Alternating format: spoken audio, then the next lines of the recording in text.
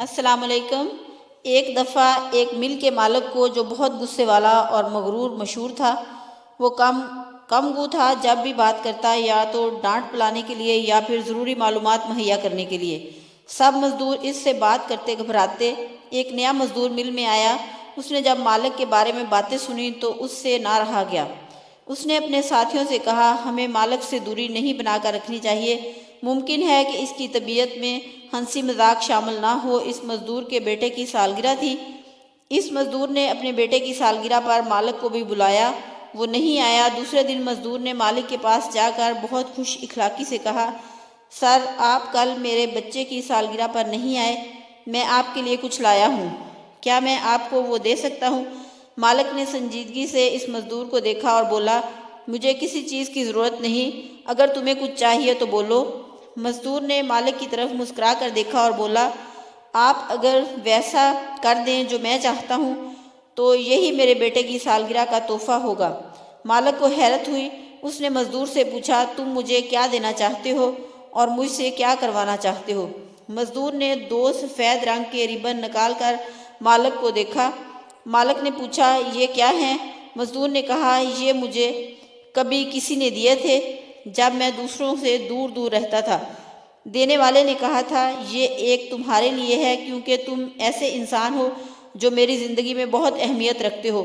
یہ دوسرا سفید ربن اس کے لیے ہے جو شخص تمہاری زندگی میں بہت اہمیت رکھتا ہے۔ میں بھی یہ ایک ربن آپ کے لیے لایا ہوں اور دوسرا اس کے لیے جس سے آپ اپنی زندگی میں سب سے زیادہ محبت کرتے ہیں یا اہمیت دیتے ہیں۔ یہ ربن آج ہی آپ اسے دے دیں۔ مزدور کی بات سن کر مالک کو ہنسی آئی، لیکن وہ سنجیدہ ہی رہا۔ اس نے مزدور کو ربن ہاتھ پر باندھنے کی اجازت دے دی جو وہ چاہتا تھا۔ دوسرا ربن جب مزدور نے مالک کو دے دیا تو وہ سوچنے لگا، ایسا کون سا انسان ہے جسے وہ سب سے زیادہ اہمیت دیتا ہے۔ یہاں تک کہ کام کا وقت ختم ہو گیا۔ وہ واپس گھر جا رہا تھا کہ راستے میں اسے اپنے بیٹے کا خیال آیا، جسے اپنی بیوی کے گزر جانے کے بعد مصروف ہونے کی وجہ سے بہت کم وقت دیتا تھا۔ جب بھی اس سے بات کرتا تو وہ یا تو نصیحت ہوتی یا پھر ڈانٹ۔ اس نے گھر داخل ہوتے ہی ربن جو اس کی کلائی پر تھا اتار دیا اور اپنے بیٹے کے کمرے کی طرف چل دیا جو بستر پر لیٹا تھا۔ باپ نے دروازے پر دستک دے کر اندر آنے کی اجازت چاہی۔ لڑکے نے دروازہ کھولا۔ اسے شدید حیرت ہوئی۔ اس کے والد صاحب نے اسے بلانے کی بجائے خود کمرے میں آنے کی زحمت کیوں کی؟ وہ سوچ ہی رہا تھا کہ اس کے پاپا نے اس کی کلائی پکڑی اور اس کی طرف دیکھ کر مزدور کی ساری کہی ہوئی بات دہرا دی اور ساتھ میں یہ بھی کہا کہ بہت مصروف ہونے کی وجہ سے میں نے کبھی تمہیں ٹھیک سے وقت نہیں دیا، مجھے افسوس ہے۔ اپنی جیب میں سے دوسرا ربن نکال کر اس نے اپنے بیٹے کو دیا اور بولا، یہ ربن تم اس کی کلائی پر باندھ دینا جس سے تم سب سے زیادہ محبت کرتے ہو اور جس کی تمہاری زندگی میں سب سے زیادہ اہمیت ہے۔ لڑکا پھوٹ پھوٹ کر رونے لگا۔ اس نے اپنے باپ کی کلائی پکڑی اور بولا، پاپا، میں یہ آپ کو ہی باندھوں گا۔ میں سوچتا تھا کہ آپ مجھ سے بالکل پیار نہیں کرتے اور میں کچھ دنوں سے خودکشی کرنے کے بارے میں سوچ رہا تھا۔ آپ کی چھوٹی سی بات نے مجھے جینے کے لیے وجہ دے دی۔ آئی لو یو پاپا۔ مل کے مالک کی آنکھوں میں بھی آنسو آ گئے۔ اس نے اپنے بیٹے کو اپنے سینے سے لگا لیا۔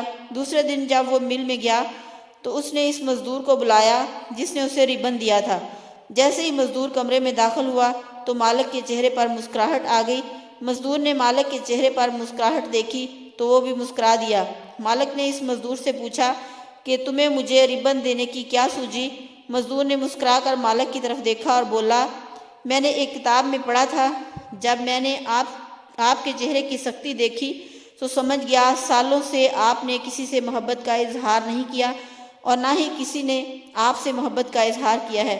سر، محبت کا اظہار انتہائی ضروری ہے۔ کبھی کبھی چھوٹا سا عمل دوسروں کی زندگی بدل دیتا ہے۔